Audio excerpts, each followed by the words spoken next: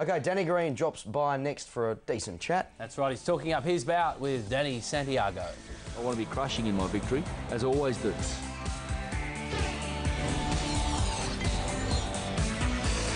Okay, time now to talk more boxing. We're joined by Australian boxing royalty in Danny Green. Mate, thanks for coming in as always. Thanks, mate. It's a pretty good introduction, mate. I like that, but yeah, it's cool, thanks. Now, before we get on to your next bout against Danny Santiago, firstly, Billy Dibb, how do you think he's going to go against Rodriguez?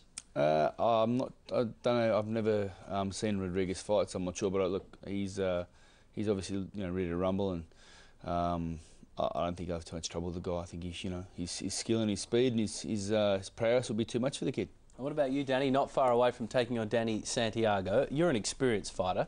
You've had many preparations now. Do they differ a lot, or is it mainly the same? Oh, they differ in as far as the opponents that we get out for sparring and the opponent you're facing. So obviously, you have to tailor your sparring partners to what you're about to face in your upcoming opponent. But as far as the preparation goes, we try and do a little bit less hard training all the time. So we tailor it. We work out. I wake up, see how I feel, and then we work out what we're going to do for that day. So really it's a feel by feel thing in our preparation.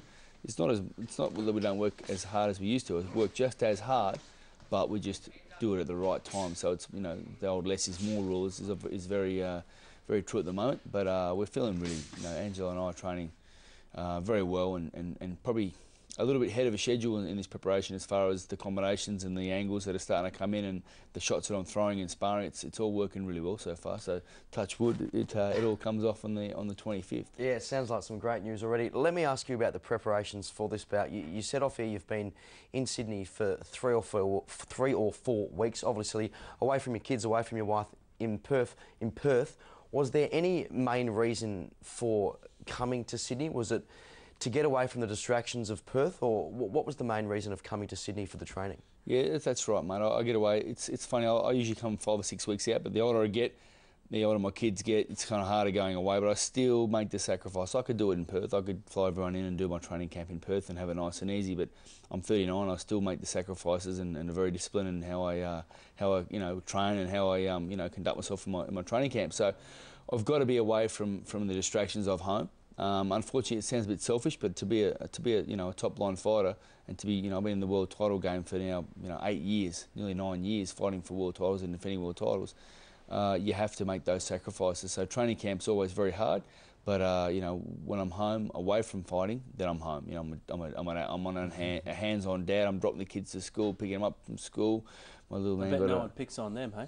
Well, my little man got a bit of a thrill, picked him up on the motorbike that day and handed him the helmet, and he looked at me and said, "Oh yeah, cool, Dad." There you go. Yeah, he was stoked. Hey, I know you missed your wife Nina and your couple of little kids. Does having kids change you as a fighter? I know it changes a lot of athletes. What about you?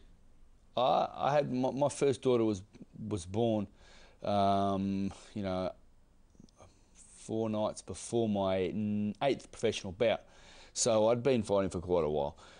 Didn't think it changed me, no, I don't. I guess I'm a pretty regular bloke. So when the bell goes and I hop in between those ropes, then I'll do whatever's necessary to be victorious, and I don't have any emotion for my opponent. I don't want to hurt anyone permanently. That's not what I'm in it for. I'm in it to win my fight and stop him doing to me what I'm trying to do to him. But no, I don't think kids change how I look at what I do inside the boxing ring or how I've gone about my profession. But it just makes you want to work harder and obviously set a good example for them. And show them when you win with respect and humility, and when you lose with the same respect and the same humility and same grace.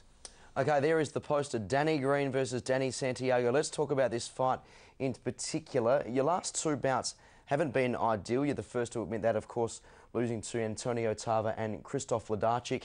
Are you worried that potentially this could be the last time that Australians see Danny Green? Yeah, really worried.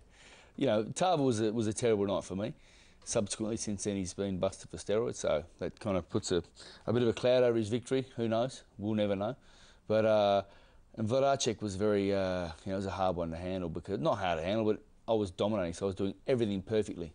Was dominating the world champion, and then with 45 seconds left to go in the second last round, 4 points up on every card, bam, got clipped with a whopper. And that's the sport. I don't have any regrets, because I did everything. Angela and I, in a training camp, did everything possible to make sure I was in the best shape of my life. So this fight, I'm just obviously, I just want to be victorious. just want to win. I want to go out there, and I've had so much support from the fans and the public have given me such amazing support throughout my career. I obviously want to pay them back and put on a good performance and put on an exciting show. But I've just got to go out there and be cool and be calm, not let the excitement and the atmosphere get to me and start swinging from the boots and letting them go, and just be cool, calm, and be a professional and do what I've done in training camp with Angelo, and that's just stick to our guns, work the combinations, and try and shut this guy down. And then I think my speed and my power in this contest is going to be a telling factor. I really feel my speed's improved in this preparation because I've shed a bit of muscle upstairs that I was trying to carry as a cruiserweight. I've probably shed 3 or 4 kilograms of muscle up here, which was pretty hard to carry because I'm not a big guy, but I'm pretty wiry and I'm pretty thick boned. So for me, 3 or 4 kilos up top was pretty heavy. So I'm feeling really light and feel good and throwing the punches pretty crisply. Well, let's hope it shows July 25th. Thanks for coming in and being so honest, Danny. No worries. Thanks very much for having me on, boys, and good luck to Billy Dibb for his fight tomorrow night, or for tonight, sorry. Good Absolutely. Man. All right, Danny Green joining us here. The Green Machine is back, doing what he does best. Danny Green is taking another shot at glory, this time in the light heavyweight division in a quest for one more world title. Green takes on the big American Danny the Bronx Bomber Santiago, live from Perth for his last hometown fight. See the hard-hitting Green Machine back in action. Green versus Santiago, live Wednesday, July 25 on Main Event, Channel 518.